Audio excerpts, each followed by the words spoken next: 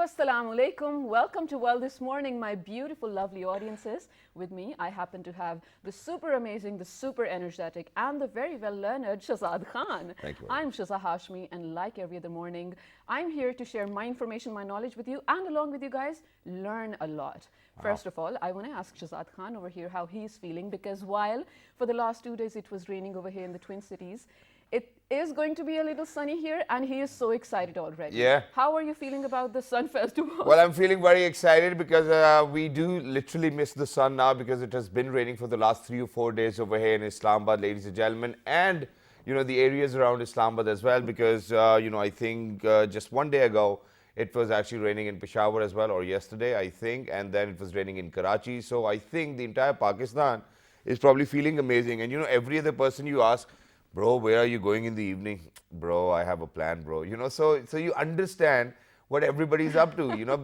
It's not even December now, it's January, but the weather actually makes you feel a little romantic. You want to go out with your partners, probably, a dinner date or something, and everybody's doing that. And yes, we're not jealous about that because, it's just that I just do not like the rainy weather too much, So, okay, 1 day, 2 days, that's fine.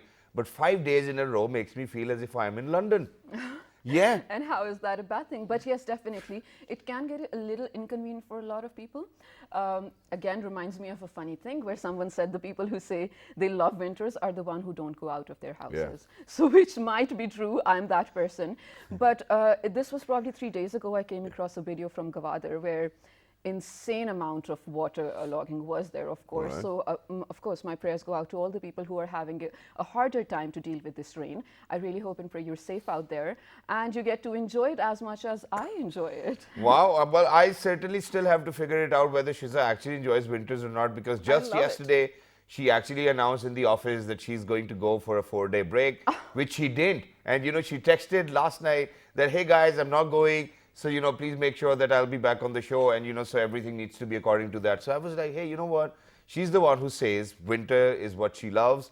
And then she, she had a plan to go visit her parents, and she didn't go. So who's the one who does not like winters or like winters? I think it's me who likes winters quite a lot, and it's her who does not, because she didn't go to her parents' place. I love Islamabad winters, in my defense, of course. Really? And my parents are in Multan, so I had to make a decision. No jokes apart, definitely there were other reasons. And I will be going to Multan, inshallah, in the coming days. Maybe I'll bring some videos for you guys. Because speaking of winters, Shazad, I think different places in Pakistan have different things to offer. Yeah. I have been begging my team. This man is a witness, of course. I've been begging my team over here to come to Multan with me, because it is just so comfortable over there in the winter. First of all, the temperature is in control. Yeah. it's fun, and then you get to see all the historical and the places of the heritage as well, and then the Sufi culture itself, whatnot, in a good weather. Yes. But imagine, so somebody asking you to come over to their place while they're not even there. So how can we go to Multan when she's not there? So imagine, so we are your guests, you're over here in Islamabad, you're asking us to go to Multan. What should we do in Multan? Maybe we'll go together to do a show, right? I'm sorry, man, I was just pulling your leg early in the morning. It's a Thursday morning, ladies and gentlemen, a fine one. But finally, people are actually kind of coping up with the different art variations all over the world. And that's something I want to talk about, how, we see these videos, because everybody is kind of insane about sneakers and the collection, and how they need to get these Michael Jordan shoes and Nike Air and Air Force Ones as well. So for all of those people who actually wanted to customize their shoes, which were very expensive in the first place, ladies and gentlemen, we finally have a name. Let's take a look. What is this gentleman up to? Please. All right, so this Pakistani gentleman, Haider Ali, actually happens to be an artist, of course, a visual artist.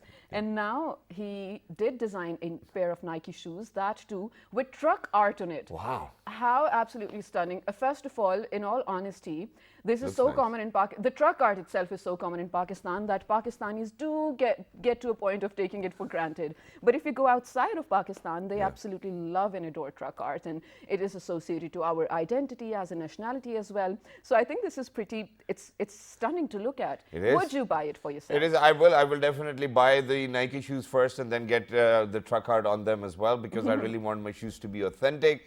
But since they're so expensive, so I don't know whether I'm going to kind of let anybody paint them or not. Because I think I'm in the age category where I like plainer stuff more now. They come customized. Because Maybe you these can shoes tell look them you don't. trippy, to be honest. Maybe yeah. you can tell them you don't want it that busy, but I absolutely love when Pakistani artists or Pakistani talent for that matter Yeah. is recognized.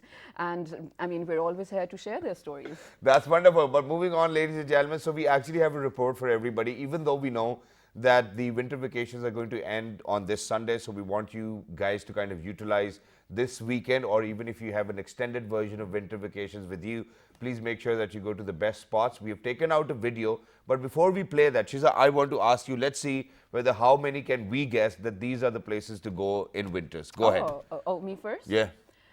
I Don't say would- Murray now. I was going to say Murray. I'm a Pakistani, okay? Natia Gali, okay, that's what I said. I'll try Multan. Multan? Why? Multan is not Because a place to winter go is on. the best time to go to Multan. Come on. I mean, obviously, if you're on a very Sufi or a poetic voyage as well, I think that's what you can do. But I think for me, it's going to be Murray, Nathia Gali, and probably Abbottabad, and then and just then Malam Jabba has that skiing thing you can yeah, offer as Malam well. Jabba. So there are different spots, but we actually have a very comprehensive video to share. Please go ahead, take a look. If you feel like going, please make sure that you go, but be safe. Let's do this. Winter is a fascinating season full of its unique romanticism. It seems that the whole world is going into hibernation, snuggling in to brace for the cold weather. It is a time when Mother Nature plans in rest and rejuvenation, slowing things down, making you appreciate her beauty. Explore Pakistan's beautiful winter vacation spots and save on money and time. Here's a list of some places you can visit this winter. Gilgit-Baltistan, Hunza Valley, Karimabad, Altit, Atabad Lake, Baltit Fort and Pasu are some of the places you should visit if you have that adventurous streak. There are many valleys also located in this area, Astor, Naltar and Haramosh, which provide a scenic backdrop for photographers. Sindh, Gorik Hills, 400 kilometers away from the hustle and bustle of Karachi, Gorik Hills is worth the 7-hour drive from the city. It is an extremely rugged yet exciting place, almost untouched by man. Punjab, Bir Sohava, just 17 kilometers from Islamabad on top of Margala Hills and is perched at an elevation of more than 3,000 feet at Manal village. The beautiful view is worth watching. Murray, just 90 minutes away from Bir Sohava, is everyone's favourite picnic spot, Murray.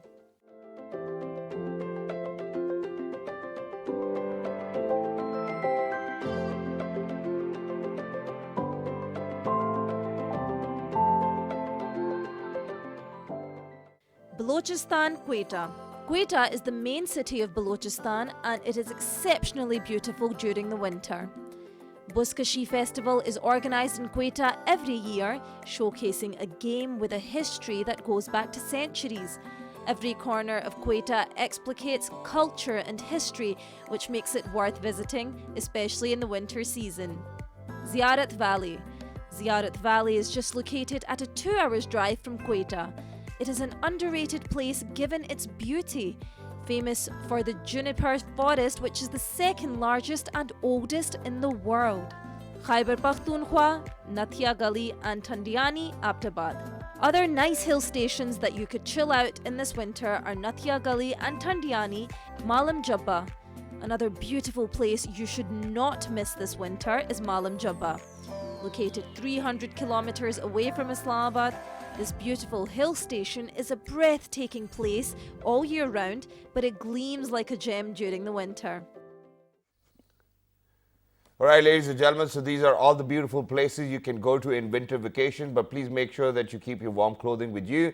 Dress according to the weather. This is one thing which will always make you feel comfortable, and just be safe. If you're driving on snow, make sure that you put those chains onto your tires so that your cars don't skid and slip. Absolutely, and I feel like this was also a notification, sent out to all the travelers as well to make sure if you're traveling in snow, make sure to keep the chains as well. Wow. But Shazad, when we talk about winter, there are I mean, it is testing times for a lot of people. Not everyone has a lot of resources to cope through harder times as well. So it's a request. And like in summer, we request you to keep water bottles in your car. In winter, we request you to keep extra clothes. Not in your car, maybe make it a monthly thing to do with your friends as well. Maybe once in a year even. Just collect all your old or even new ones, warm clothes that you want to give away. Even extra blankets for that matter, because they really, really, really need them.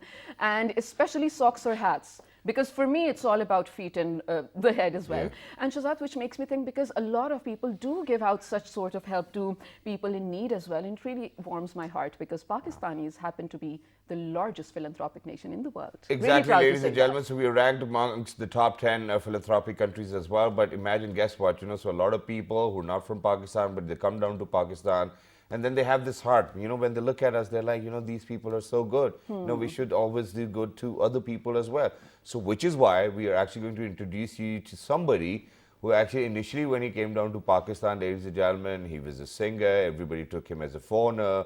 And every other social gathering you would go to, he will be there, keeping up his charm, making sure that he's entertaining everybody. And whenever you're going to come up with a request, that, hey, sorry, I was about to say the name. Hey, can you please sing this one for us? And he would always be like, yeah, more than welcome, and why not? But ladies and gentlemen, it's people of such sort who actually have this heart to kind of think about other people, that how difficult their life might probably be. And with one of the gestures they have to share with other people, they make sure that it's going to bring a smile on their faces as well. Such is the person I'm going to introduce. So he's a musician converted into a humanitarian, ladies and gentlemen, but he's taking the musician part with him as well. He's one of the people who are actually doing quite a lot of work for other people over here in Pakistan who are in need as well. He's the founder of CDRS, ladies and gentlemen. He's a musician, he's a humanitarian. He is Mr. Todd Shea. Hello, Todd. Assalamu alaikum. Good morning. How are you? Walaikum salam. It's great to be here again. Thank you very much, and it's wonderful to have you. You look lovely in a Pakistani shalwar kameez. You almost look like a Pakhtun. I try my best. Wow, that's wonderful. And alongside Mr. Todd Shea, ladies and gentlemen, this gentleman I'm going to introduce, he's obviously a musician still. His son is a musician. He comes to my gym.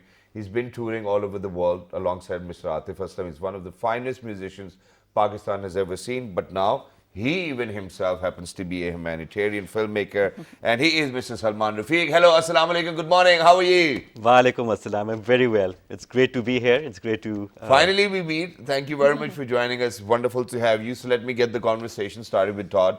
So Todd, we have had you on our show on multiple occasions, may it be Eid, may it be, any other occasion, festivity. And we always wanted you to be over the show and kind of sing a few songs and, do what you do best. So what happened? How did you, converted into a humanitarian, or were you already a humanitarian? Well, in my teenage years, after I'd lost my mom, she passed away when I was 12, I got into drugs and things, wrong things. And so as I was able to get out of that, when I started my music career, which I played in America in bands and as a solo artist for 20 years. Wow. And during that time, I would do a lot of volunteer work for kids that were in the position that I had been in, All right. and to help them avoid drugs or get off of drugs. So I did a lot of that kind of work. But other than that, I was mostly focused on my music and trying to make it big. When 9/11 happened in New York, I just happened to be there because my manager, Sid Bernstein, who is responsible for bringing the Rolling Stones, Beatles, and Jethro Tull from UK to their famous concert at Shea Stadium for the Beatles, and very famous gigs that this guy had done. And he signed me, he liked my music. So that show was supposed to be at CBGB's nightclub on the 12th of September. But Right. the 11th of September was the 9/11. 9/11 happened. And so I ended up canceling all that music stuff that I had planned because we were supposed to do a showcase for all these record labels and all this stuff that Sid had set up. So instead I was at the Fallen Towers working for a week, and that kind of changed my life to doing humanitarian work. It was kind of what I felt that I was, my life direction had changed in a way that I was already kind of tired of the business part of the music business, you know. Right, yeah. And I liked the music and I liked a lot of it, but I really was kind of tired of the business part of it. And there's a lot of reasons why, getting away from that life. And when this happened, you realize you're good at logistics. Then it was kind of just a natural progression for me to to start doing humanitarian work. So things kind of really changed at that point for me. A natural progression, I truly get that. But, for somebody who was in New York, when probably, everything happened. But then at the same time, I think what I really want to figure out is what brought you down to Pakistan? Because, you've been here for a longer period of time. You're, alhamdulillah, married to a Pakistani lady. You have a son whose name is Sultan, if I'm not Muhammad wrong. Sultan. Muhammad Sultan, yes. So it's wonderful. So what brought you down to Pakistan? And then, because initially when you were in Pakistan, you were doing a lot of music. And then all of a sudden I got to know that, hey, Todd is actually running an NGO or probably a humanitarian organization. How did that happen? So what happened was in 2005, I deployed at 3 different disasters. Because after 9/11, I was going around the world and responding whenever invited or whenever needed. I would work with organizations doing logistics work. So I ended up working with a lot of doctors and people that were on the front lines, but needed people that could do the logistics for them so they could be more effective by not having to worry about logistics. So first was the tsunami, and I went to Sri Lanka, and I worked there for a couple months. I came back from that disaster, and Hurricane Katrina had happened in America, in New Orleans, got flooded by the big storm, and I worked there. And the day that I got back from deploying at that disaster was literally I'd walked in the door of my house and sat next to my son. We turned on the television, and it was one of these situations where the TV was just flooded with news about the earthquake in Pakistan. Yeah. So I felt right then that I've just come from a couple disasters and I'm ready to help and keep going. So I called the Pakistan embassy after Googling their number, and I volunteered my services. They gave me the number of a group of doctors from APNA, the Pakistani Physicians of North America, and Islamic Medical Association of North America. They were doing a joint mission. So when I offered to come with them, they said, yes, we really need a logistics person. So I came here for the Zalzala, the earthquake. And as time went by, I was going to go back, but they asked me to stay. People in the army, people in UNICEF, people in the villages asked me to stay. So I thought, I love it here. I love the people here, and they have a lot of needs, so I'd love to stay here. So then that kind of got me into listening to the music scene here. And the Pakistani music scene is amazing, whether it's the pop and the rock of Pakistan that's Western influenced, or the indigenous Sufi music or classical music. Sure. It's just all amazing. And Pakistani's take on music really, intrigued me. And so I wanted to learn some of it. Some of it was like, the first song I learned was Dil Dil Pakistan. Yeah. And that was just to play it for the kids at our medical camps up in the mountains. Wow. But then people appreciated that I was at least trying so much that I kind of became known everywhere I went. People asking me to do that song. Even though I don't sing it very well, they see a foreigner trying it, right? So I get an A for effort. And so that led me to doing collaborations with different Pakistani singers. Not only Salman here, but the band that he was in at the time, we became friends 13 years ago, Umair Jaswal in Chaos. Yeah. So we did collaborations together, and we started, Lanny Cordola, a musician friend of mine that knows Guns N' Roses and all those guys, we decided to try to use the music of Pakistan to try to get the attention of the rest of the world that it's not a place of terrorists and there's a lot of good people here. So it was on that effort. It was called Sonic Peacemakers, and that's what you knew me. A lot of people in Pakistan knew me for that effort and didn't even know I was doing humanitarian work. Yeah. And there was people that I was doing humanitarian work with who didn't know I was doing music.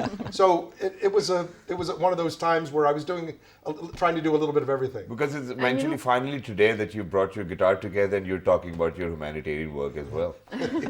Exactly. And we definitely want to give you a chance to prove a Gora singing a Pakistani song. Definitely, but hold on to that thought. Salman, I want to come to you and ask you how and when you became a part of CDRS. And for a person who's, mashallah, quite well established in the industry and has quite some links for so many years, why did you feel like this is the direction you want to take, and now? Why did you give up on drumming? Yeah, that's what we were asking. No. So I haven't given up on the drumming or on the music. It has taken an appropriate seat at this time, and it'll come to the surface because, once a musician, always one. Yeah. I have a feeling that you are probably predisposed to doing something in life, and sooner or later it'll come out. I think the work that I'm doing with CDRS now leads me to believe that I was always meant to do something like this, because this is where I feel the most at home. True. Everywhere else, you have an inkling that you're not in the right direction, or is this the right direction? Here, there's no such thing. Do you get that feeling, or did you used to get that feeling? Oh, Salman, kya kar rahe ho yaar, tum zindagi ke saath? Something like that. Many times. And that led to a couple of epiphanies at very critical times in life. But now I feel that I've finally come home. MashaAllah, Wow. MashaAllah. And you feel relaxed, and you feel as if you're doing something, you're utilizing yourself for some good. And I think that's the feeling everybody wants. Which is why, I'll go back to Todd over here. And Todd, I want to ask you about your different projects which you guys are doing, and that too under the umbrella of CDRS. First of all, the name is very different. It is Comprehensive Disaster Response Service, right? So why disaster response service? Why not rehabilitation? Why not, recooperating, or, something of that sort? It's a very different name for an NGO to have. Why? Well, that's because Todd Shea didn't think very far into the future back during the Zalzala when I started CDRS. We were in the middle of that disaster zone doing disaster relief work totally. And then even after that, we've continued to do, every flood, earthquake, IDP's crisis, like in Swat in North Waziristan, we did disaster relief work, and we still do disaster relief work. And you mentioned the warm clothing efforts. I've just finished, well, we're going to do more, but we've just finished a latest mission of giving out warm clothes in Gilgit, in AJK, and all these far-flung mountainous areas with APNA in America funding that effort. So we've done a lot of disaster relief work. And so when I started CDRS, that's what I was thinking when I came up with the name. But we're actually going to change it. We're going to rebrand soon. It'll still be CDRS, but it'll be Comprehensive Disaster, and instead of response services, it'll be Comprehensive Development and Relief Services. Wow. So that it covers everything. Because now we're doing so much more development work. We're doing water projects. We're caring for orphans. We're doing all kinds of stuff. And Salman, by the way, his talent as a filmmaker is just amazing. And he has made a film that anybody can see on our YouTube page, CDRS World, that they can see the projects in very vivid storytelling that he does. And people that see these films have really gotten a very good picture of what we do. Wow. So I encourage people to go check out his film on our YouTube channel. Wonderful. Definitely, we'll do that. We are those people as well who are going to do that. But, when we talk about development and, similar services as well, especially talking about our premier, he is really, really, really, heartfelt crazy about especially helping the people in need. Sorry to use the term, but it really shows. It really means a lot to him. And to create a welfare state, he has started a lot of projects. So whatever you are starting, is it going to be in line with his projects as well, or is it supposed to be? And also, you mentioned some of the new projects. Can we get the names and, how far you've come with it? Any one of you can answer. Sure. I mean, we have CDRS for an entire year in Banu and North Waziristan area, worked for Imran Khan and his Imran Khan Foundation. Yes. So they needed some doctors and a medical team, and we had that, and they needed that capability for the other efforts to complement what they were doing there for relief and camps and food and water and distribution of all kinds of aid. So we worked together very closely, and the Prime Minister, of course, before he was Prime Minister, this mission happened, but he came in and visited us personally and praised our work and loved what we were doing.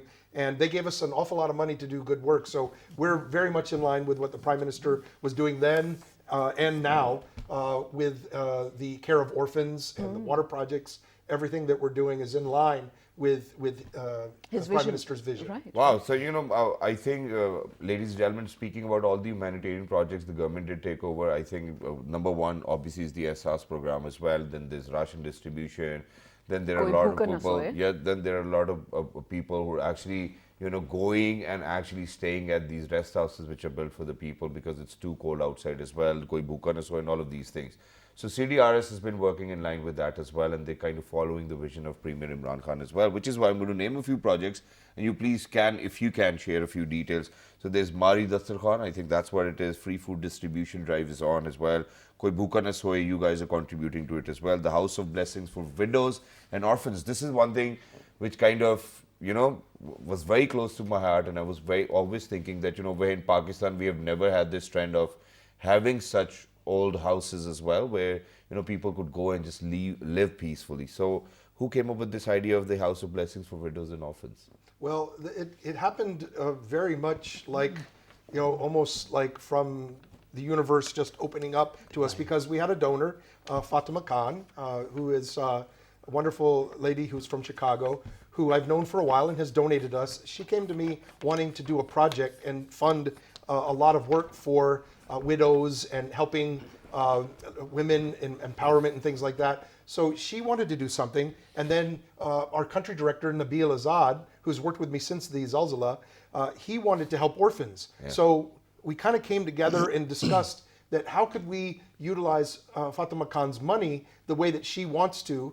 And Nabil said, listen, I've wanted to care for orphans for a long time, and this is our opportunity to do it. So what we decided was, instead of having an orphanage in the normal sense of what you think of as an orphanage, we thought, let's make it a home where they live as a family. And what we give to the kids is not only food and shelter, but really enrich their lives with music, with the best schools, with dignitaries and VIPs that are successful coming to talk to the children and give them trainings, and having the counseling that they need for the trauma that they've been through, the grief that they've been through, for the kids and the mothers. So this has been a wonderful program. It was so successful, our pilot project a couple years ago, that now we don't just have one in G13 Islamabad, but we have one in Rawalpindi, and more donors have just stepped forward to start one in Karachi next month. This was actually going to be my next question. Where are these located and what are the names? Because Shahzad, oh my God, just listening to it, it's so fulfilling to me, because I happen to be a part of some groups on WhatsApp or Facebook whatsoever, and I happen to be in conversation with real life people.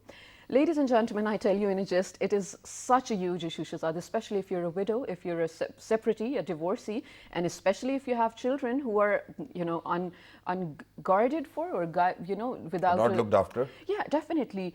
Hundreds of thousands of people every day ask other people for help in terms of a shelter, in terms of a respectable, reputable place to actually take their children to. And even if you're a single divorcee or a mother or a widow, you even need a safer place to exist in. So congratulations on this, and I really, really hope and pray you guys get the ajr for this as well. We'd love for really you means to, a lot. To visit. Just doing this work is a blessing and a reward. Exactly. But we'd love for you to come and join us visit it, for there. sure. It's a place where the kids are safe. Even Salman and I cannot be alone with the women and children without the women there and without other staff around. Yeah. And we have the cameras to make sure who comes and goes. So it's a very safe and secure place where they can feel very safe where they're at. And that's very wonderful. nice. And just listening to it, we actually feel safe as well. Wait, you wanted to say something? Yes, exactly. Around the time that I was joining CDRS was the time that the House of Blessings had just been made. And so I was making a film on it because I wanted to show this as a beautiful project that CDRS had done for the widows and orphans of Pakistan. And my first interaction with the children revealed to me how it manifests, how the grief and loss manifests in their lives. True. Some of the children were very withdrawn. Some of them were very, very aggressive because they didn't know any better. Naturally. They had seen the fundamental pillar in their lives sort of perish, and seen a lot of stress come into their lives. And from that time to about 6 months later, the transformation in the children's lives and their mothers' lives had been so significant that, that to me was already showing the success of the project. So from there on, it was basically just going to be onwards and upwards for CDRS with the... Alhamdulillah, and it will be, which is why we actually want to thank you on behalf of all the Pakistanis who are out there, people you have helped, people who have been donating you as well. So thank you very much, Team CDRS, for being with us. It was lovely to be in conversation. We wish you best of luck as well. And this platform is for you guys. Whenever you have another project, you're more than welcome as well, which is why towards the end, Agora singing in Pakistan, Dil Dil Pakistan. Take it away, Todd. Let's ठीक है sir. ठीक है sir. इजाज़त है. Ijazat hai.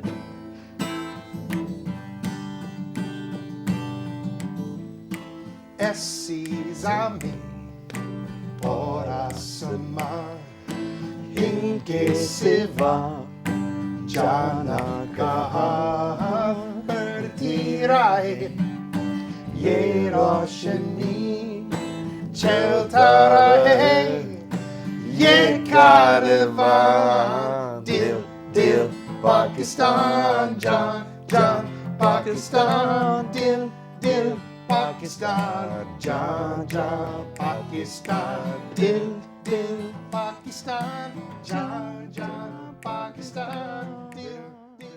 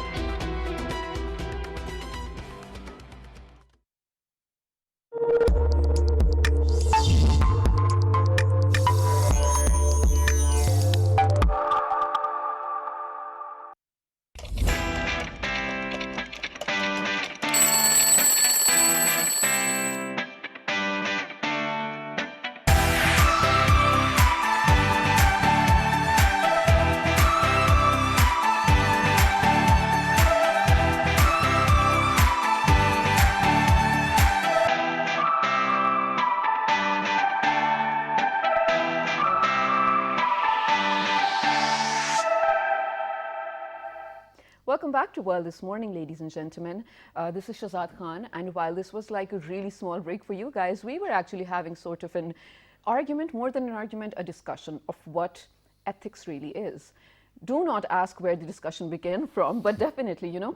So I feel like it's subjective because even if you read all the philosophers of all ages as well, while most of them must have similar ideas or notions to begin with, it is all subjective in your own self, right? A lot like morals. Do you believe it? Well, you know, obviously, so I'm going to agree with you because that's the first step the ethics are going to teach you, that, you know, never disagree to a woman. No, ethics teaches you agree to disagree respectfully. Yes, obviously, that's what education teaches you, but ethics are like, okay, even if you disagree, just say yes and then go back and do whatever you feel like doing. But ladies and gentlemen, you know, before we actually have this on a lighter conversation, note. we actually have an expert over here. I'm very sorry, you know, I'm on a very lighter note today.